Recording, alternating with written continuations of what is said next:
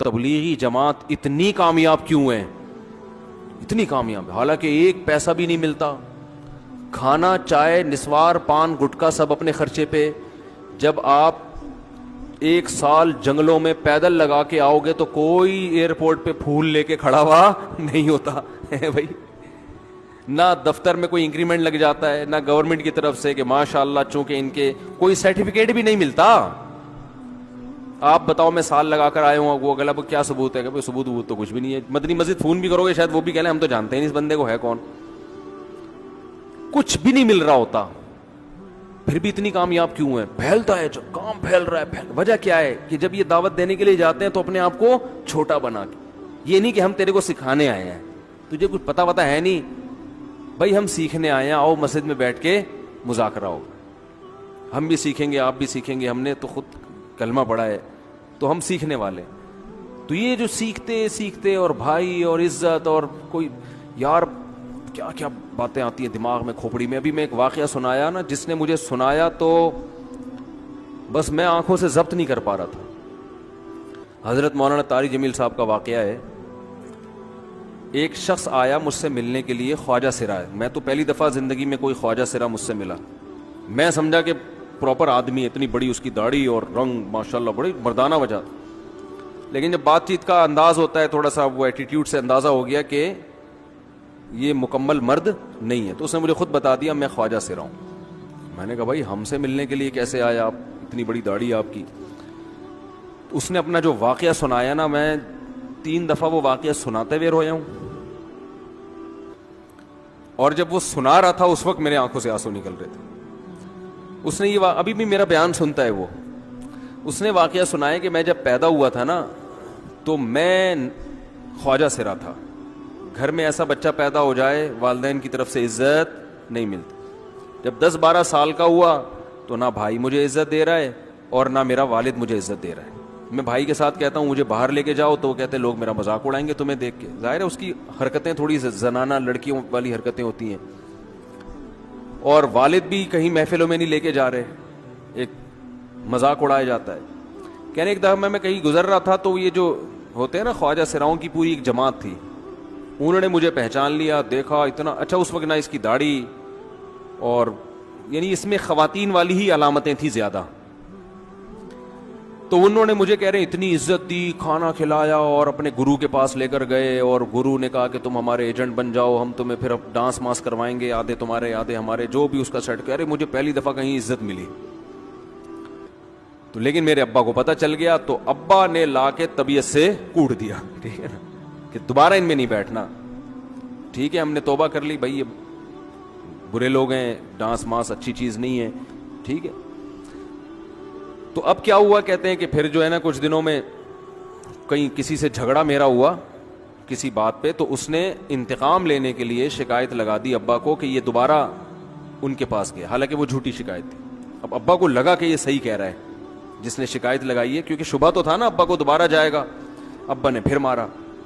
کہہ رہے میں بول رہا ہوں کہ میں نے یہ کام نہیں کیا، میں نہیں جا رہا ہوں ان کے پاس، میں نہ ناچ گانا سیکھ رہا ہوں، کچھ بھی نہیں. لیکن ابا نے اس کی باتوں میں آ کے انکوائری نہیں کی ہوگی پوری، وہ سمجھے ہوں گے کہ بھئی ایسا ہی ہے. تو ابا نے پھر کٹائی لگائی. تو اس کے دل میں منفی جذبات پیدا ہو گئے اور یہ گھر سے بھاگ گیا کہ بھئی مجھے ویسے تو عزت نہ یہاں مل رہی ہے اور میں ذلت برداشت بھی کر رہا ہوں تو بھی. کہہ رہے میں وہاں چلا گیا. تو جب میں وہاں گیا ہوں نا خواجہ سراؤں کے ہاں، تو وہی گرو اور ڈانس، اور پھر اس نے مشہور کچھ ایکٹروں کے نام بتائے جن کے ساتھ ہم ڈانس کرتے تھے. اور پیسے آنا شروع ہو گئے، آدھے گرو کی جیب میں آدھے ہماری، اور ہٹو بچوں. لیکن ظاہر ہے یہ کوئی عزت دار راستہ تو نہیں ہے نا. کہہ رہے ہیں کہیں سے تبلیغی جماعت میں حضرت مولانا طاری جمیل صاحب آ گئے. انہوں نے اجازت مانگی، ہمارے گرو کو پیغام بھیجا بھائی مجھے ایک دفعہ یہاں آ کے دعوت دینے دو. اس نے اجازت دے دی، آ جاؤ بھائی. بیان کیا، ان کو سمجھایا بھائی یہ زندگی نہیں ہے، اللہ کی سیروزے کے لیے بہرحال ترغیب دی. کہہ رہے ہیں میں تیار ہو گیا، باقی لوگ تیار نہیں ہوئے، میں تیار ہو گیا. کہہ رہے میں نے گرو سے اجازت لی. اس نے کہا جاؤ لگا لو سیروزہ. تو کہتا ہے کہ جب میں حضرت کے گھر پہ گیا ہوں نا تو حضرت پہلے سے دروازہ کھول کے ایسے انہوں نے دونوں بازو پھیلائے ہوئے تھے استقبال کے لیے, پہلے سے کھڑے ہوئے تھے علماء کے ساتھ. کہتے اتنے مشہور آدمی, اتنی بڑی سیلیبریٹی, اور اتنے بڑے بڑے علماء, ان کی پگڑیاں, ان کے اتنا خوبصورت لباس, جو خود عزت دار لوگ ہیں, کہہ رہے ایسے جو ہے نا میرے استقبال کے لیے دونوں بازو پھیلا کر کھڑے ہوئے, اور ایسے مجھے بیٹا بنا کے نا اپنے سینے سے لگایا کہ تو میرا بیٹا ہے. کہہ رہے خدا کی قسم مجھے زندگی میں پہلی مرتبہ کسی سے پہلی مرتبہ ایسی عزت ملی مجھے کسی سے, اور اس عزت دینے میں مولانا کا کوئی مفاد, بولو بھائی, کچھ بھی, بلکہ ذلت ہوگی نا. لوگ کہتے ہیں خواجہ سرا کو بیٹا بنایا ہوا ہے, اور اس وقت تو اس میں بیچارے میں کچھ زنانہ سی علامتیں بھی تھیں, تو خواجہ سرا کو کیا دے رہے ہیں, عزت دے رہے ہیں. کیا کسی تاجر پہ محنت کرو تو تھوڑا چندہ دے دے گا مدرسے کو, ایسا ہی ہے نا, اور کسی افسر پہ محنت کرو تو تعلقات کیا ہو جائیں گے, جب وہ دین پر آئے گا تو اس سے کیا فائدہ. اس کو تو باپ ایسے ان لوگوں کو ریجیکٹ کر دیتے ہیں, بھائی اپنانے سے, کہہ رہے مجھے یہ اپنا رہے ہیں. ایسے سینے سے لگایا انہوں نے, اور مجھے سہروزے کی جماعت میں اپنے ساتھ لے کر گئے, کھلاتے تھے, بڑا خیال رکھوایا میرا. کہہ رہے اس کے بعد پھر میں نے گرو سے اجازت لی, وہ گرو چھوڑتے تھوڑی, ان کو پیسے ویسے دیے, جان چھڑائی نا, وہ بھی غلامی کی طرح نکلنا پڑتا ہے.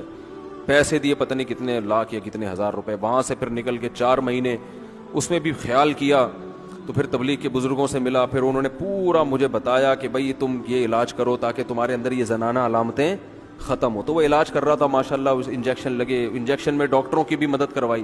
یہ ایسی این جی او ہے میرے بھائی جس کو کوئی بھی این جی او نہیں کہتا, نہ ان کے کوئی اشتہار آ رہے ہیں. کتنے لاکھوں لوگوں کو اس طرح سے یہ لے کر بھی آئے اور ان کے مسائل بھی حل کیے, مگر نہ کوئی ویڈیو بن رہی ہے, نہ کوئی اشتہار آ رہا ہے. یہ تو اس نے خود مجھے بتا دیا نا, اور اس نے کہا ایسے سینکڑوں لوگوں کے ساتھ ہوا ہے. تو اس کی ماشاءاللہ اب داڑھی نکل گئی. اس نے کہا آہستہ آہستہ میں, اللہ سے امید ہے کہ مکمل مرد بن جاؤں گا میں. تو یہ ہے وہ دعوت جس میں آپ کا کوئی مفاد, بولو, نہیں ہے. تو دعوت کے کام میں جب تک اس درجے کا اخلاص نہیں ہوگا, اس وقت تک آپ کی دعوت میں جان پیدا نہیں ہوگی.